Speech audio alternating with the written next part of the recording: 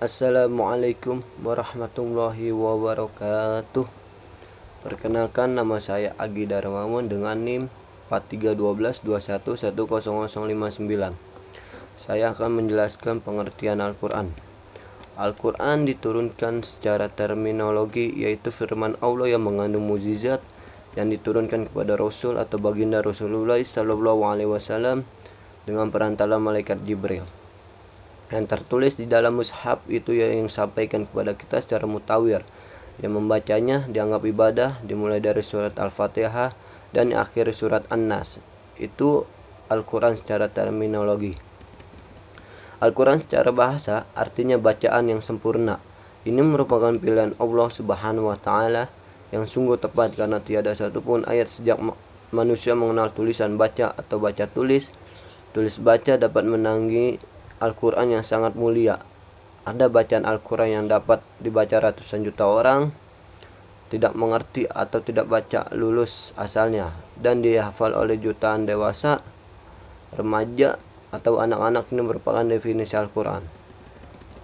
Dan suatu kitab atau peringatan yang mempunyai berkah yang telah diturunkan, maka mengapa kamu menginginkannya? Ini keberkahan buat kita karena Al-Quran kitab peringatan yang keberkahan yang telah kami turunkan. Maka mengapa kalian inginkan? Istilahnya adalah mengandung pengertian mencomohkan. Keberkahan di sini adalah suatu kitab yang kami turunkan padamu dengan penuh keberkahan, agar mereka memperhatikan ayat-ayatnya dan agar memberikan pelajaran orang yang mempunyai pikiran. Hadis yang diriwayatkan oleh Aisyah radhiyallahu an berkata bahwa Rasulullah SAW bersabda, orang yang ahli dalam Al-Quran akan berada bersama malaikat pencatat amal mulia, lagi maha benar, dan orang yang kita berbaca Al-Quran sedang berupaya mempelajarinya, baginya pahala 2 kali lipat. Ada hadis yang mengatakan di dalam kami merindukan kepada 4 golongan. Apa saja golongan yang dirindukan oleh surga? Yang pertama, orang yang membaca Al-Quran.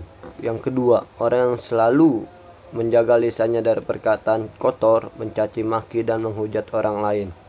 Ketiga, orang yang memberikan makan terhadap orang yang kelaparan. Dan keempat, orang yang berpuasa di bulan Ramadan. Kedua, sejarahnya turunnya Al-Quran. Turunnya Al-Quran terdapat turunnya surat Al-Alaq ayat 1-5 menjadi awal dari kenabian Muhammad SAW. Maka turunnya Al-Quran juga menjadi awal penyebaran agama Islam. Al-Quran diturunkan dalam 2 cara, yaitu pertama, Al-Quran diturunkan secara lengkap di malam Lailatul Qadar dari Lauhul Mahfuz ke langit dunia. Kedua, usai diturunkan ke langit dunia, Al-Quran diturunkan kepada Nabi Muhammad SAW secara bertahap. Selain itu, sejarahnya turunnya Al-Quran dibagi menjadi 2 periode, yaitu periode Mekah sebelum hijrahnya Nabi dan Madinah setelah hijrahnya Nabi. Al-Quran pertama kali diturunkan di Gua Hiro, sebelah utara Mekah pada 17 Ramadan 610 Masehi.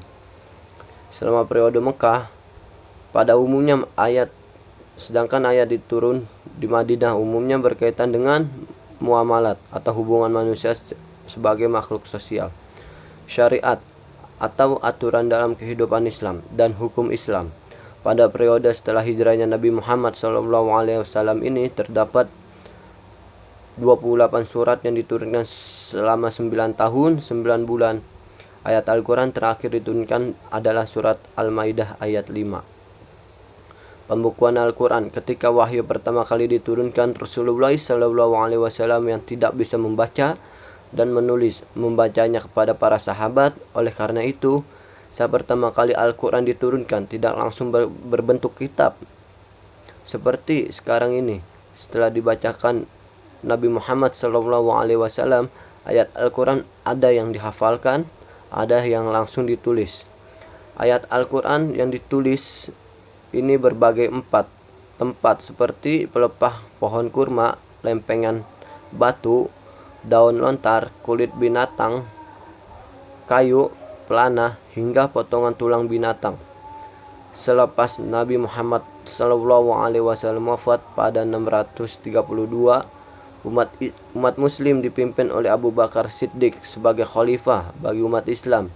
Dalam pemerintahnya Abu Bakar Siddiq banyak terjadi gojolak, merupakan pemberontakan dan ekspansi wilayah yang menimbulkan pertempuran. Akibatnya banyak para penghafal Al-Quran yang gugur. Hal ini menimbulkan khawatirkan akan hilangnya Al-Quran.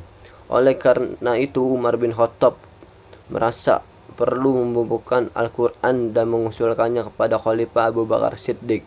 Khalifah Abu Bakar Siddiq kemudian menunjukkan Zaid bin Sabit untuk memimpin proyek pembukuan Al-Quran. Usai Al-Quran berhasil dibukukan, kemudian dilakukan standarisasi pada pemerintah Khalifah Utsman bin Affan. Selain itu, karena banyak terjadi perbedaan dialek di kalangan umat Islam, Khalifah Utsman memerintahkan untuk diseragamkan. Selanjutnya, nama-nama Al-Quran. Pertama, Alkitab. Al-Quran memiliki nama lain adalah Alkitab, artinya kitab. Kedua, Al-Huda. Nama lain Al-Quran adalah Al-Huda, yaitu artinya petunjuk. Dan Al-Furqan. Al-Furqan memiliki arti pembeda. Ar-Rahman. Nama lain Al-Quran perlu diketahui yaitu Ar-Rahman. Sekian dari penjelasan saya. Mohon maaf bila mana ada kata-kata yang kurang jelas, perkataan yang salah, dimohon dibukakan pintu maaf yang seluas-luasnya. Wabillahi taufiq wal hidayah. Wassalamualaikum warahmatullahi wabarakatuh.